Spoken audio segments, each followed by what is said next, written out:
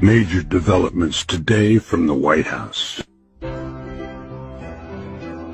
Former President Donald Trump is expected to make a decision within the next 2 weeks on whether the U.S. will formally step into the escalating conflict between Israel and Iran.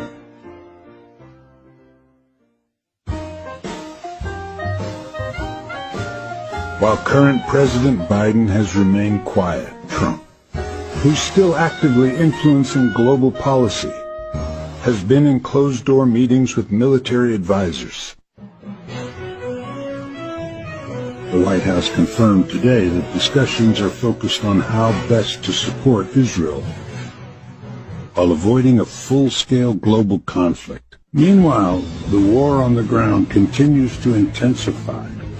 Dozens of Israeli civilians were injured in the latest barrage of missile attacks from Iran. Sources say Trump is weighing several options, from sending air defense systems to launching a targeted strike on Iran's nuclear sites. But critics warn a single misstep could trigger World War III. So what happens next?